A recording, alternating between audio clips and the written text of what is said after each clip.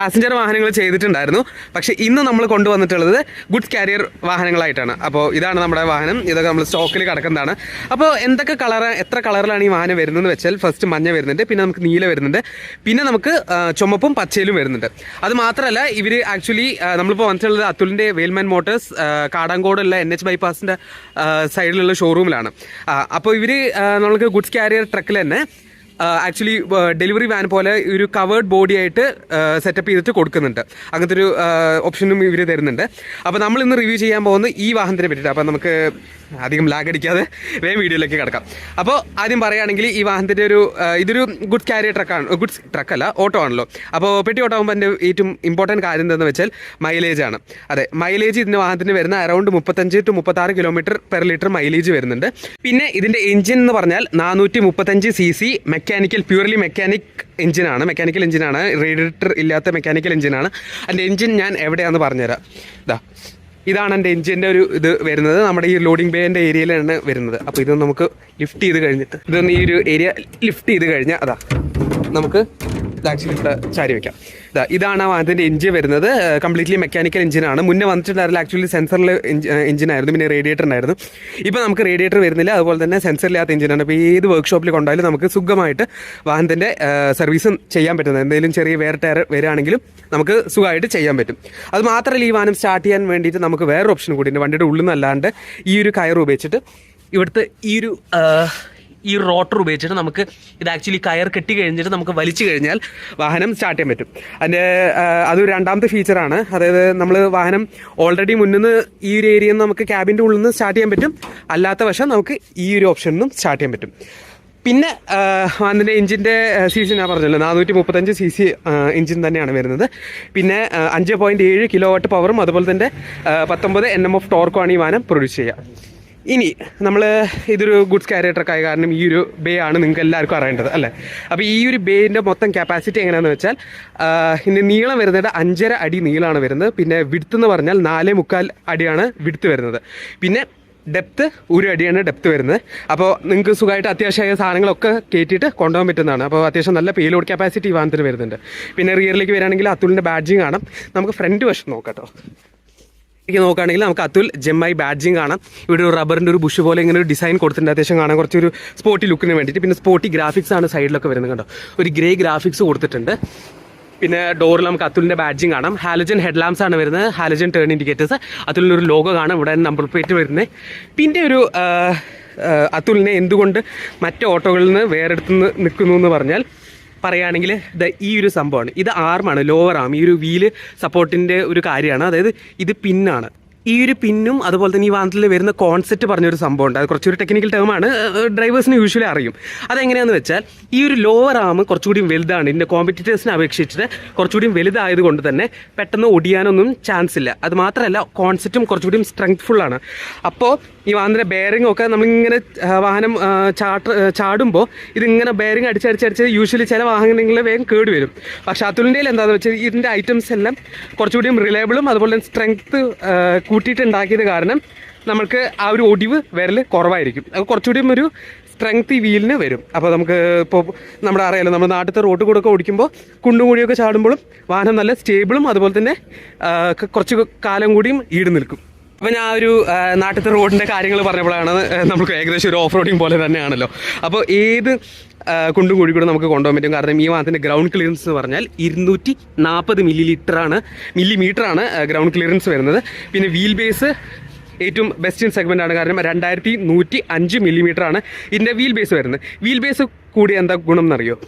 ഈ wheel actually കുറച്ചുകൂടി പിന്നോട്ടാണ്. വേറെ കോമ്പറ്റീറ്റേഴ്സിലൊക്കെ കുറച്ചുകൂടി മുന്നോട്ടായ കാരണം തന്നെ ഇൻ കേസ് കൂടുതൽ ലോഡ് വരുമ്പോൾ വാഹനം കുറച്ച് സ്റ്റീപ്പ് ക്ലൈമ്പൊക്കെ കാണുമ്പോൾ ഈ ഫ്രണ്ടിൽ നിന്ന് പൊങ്ങിയിട്ട് വരാൻ ചാൻസ് ഉണ്ട്.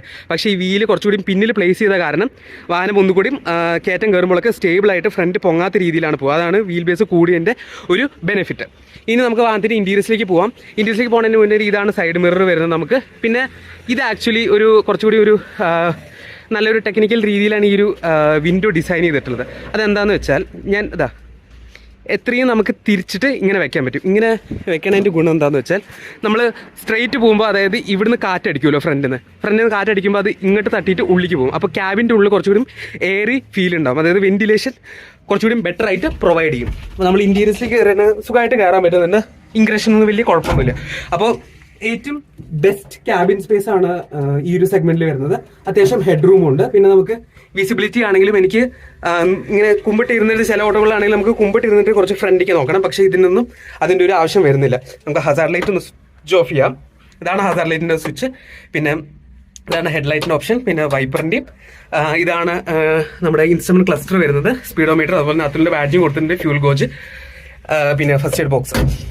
ഇനി നമുക്ക് 4 സ്പീഡ് ഗിയർ ബോക്സ് ആണ് വരുന്നത്, ന്യൂട്രൽ.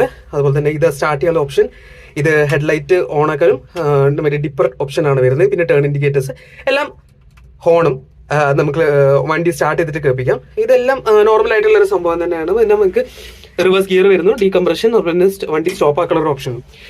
ഇത് നമുക്ക് ഹാൻഡ് ബ്രേക്ക് ആണ് വരുന്നത്. ഇത് നമ്മുടെ കാലിലുള്ള ബ്രേക്കും. നമുക്ക് ഈ വാഹനം ഒന്ന് സ്റ്റാർട്ട് ചെയ്ത് നോക്കാം. ഇതാണ് കീ വരുന്നത്. നമ്മൾ സ്റ്റാർട്ട് ചെയ്തിട്ടുണ്ട്. നമുക്കൊന്ന് റിവ്യൂ ചെയ്തിട്ടുണ്ട്. ഇനി നമ്മൾക്ക് ഹോൺ എങ്ങനെ ഉണ്ടോ നോക്കാം. ഹോൺ കേട്ടല്ലോ, നമുക്ക് സ്റ്റാർട്ട് ചെയ്യാം. ഓക്കെ, അത് ക്ലിക്ക് ചെയ്താലാണ് നമുക്ക് വാഹനം ഓഫ് ചെയ്യാം. പിന്നെ നമുക്ക് അതുലിന്റെ ബാഡ്ജിങ് ഞാൻ നേരത്തെ പറഞ്ഞ പോലെ തന്നെ ഈ സൈഡ് ഡോറിലുണ്ട്. പിന്നെ വൈപ്പറിന്റെ ഒരു സംഭവം വരുന്നത്.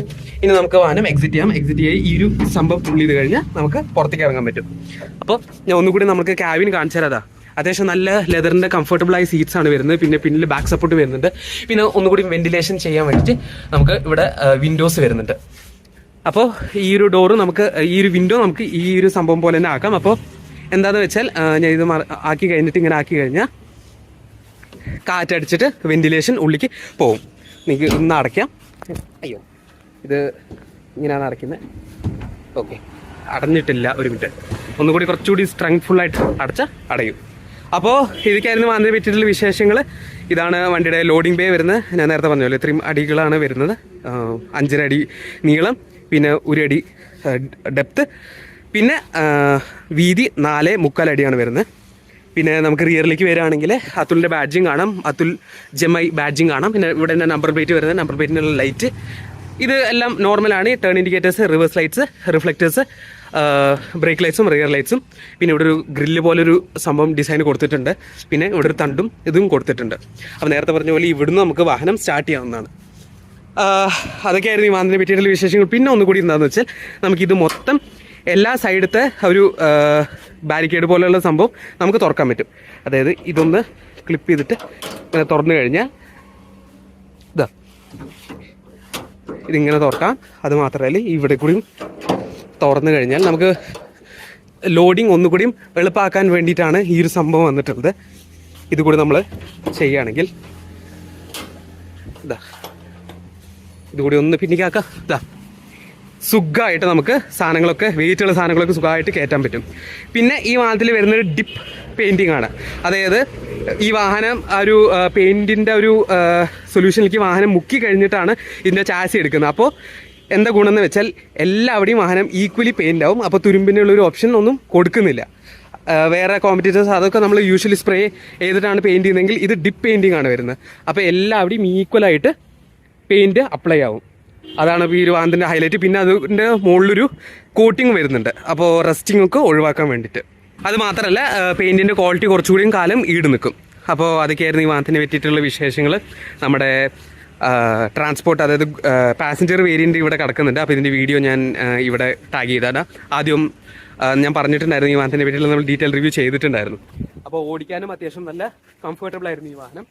കാരണം അത്യാവശ്യം നല്ല സസ്പെൻഷനാണ്. പിന്നെ നമുക്ക് ഇതിൻ്റെ ആക്ച്വലി 4 ബോൾട്ട് വരുന്നുണ്ട് വീലിന്. ഇതിൻ്റെ കോമ്പറ്റീറ്റേഴ്സിനൊക്കെ വെറും 3 ബോൾട്ടേ വരുന്നുള്ളൂ. എന്നാൽ ഈ വാഹനത്തിന് 4 ബോൾട്ട് വരുന്നുണ്ട്. അപ്പോൾ കൂടുതൽ സ്റ്റെബിലിറ്റി നമുക്ക് വാഹനത്തിന് കിട്ടും. അപ്പോൾ ഇതിലും നല്ല വീഡിയോസ് ആയിട്ട് നമ്മൾ വീണ്ടും വരുന്നതായിരിക്കും. അപ്പോൾ വീഡിയോ ഇഷ്ടപ്പെട്ടാൽ എന്തായാലും ലൈക്ക് ചെയ്യുക, നിങ്ങളുടെ ഓട്ടോക്കാർ ഫ്രണ്ട്സിന് വേണ്ടിയിട്ട് അയച്ചു കൊടുക്കുക. കാരണം ഇത് അത്യാവശ്യം നല്ല വാല്യൂ ഫോർ മണി വാഹനമാണ്. അപ്പോൾ ഇതിലും നല്ല വീഡിയോസ് ആയിട്ട് നമ്മൾ വീണ്ടും വരുന്നതായിരിക്കും. അതുവരെയും കാണുന്ന പ്രതീക്ഷയിൽ ഇസ്മി പ്രണവ് സൈനിങ് ഔട്ട്.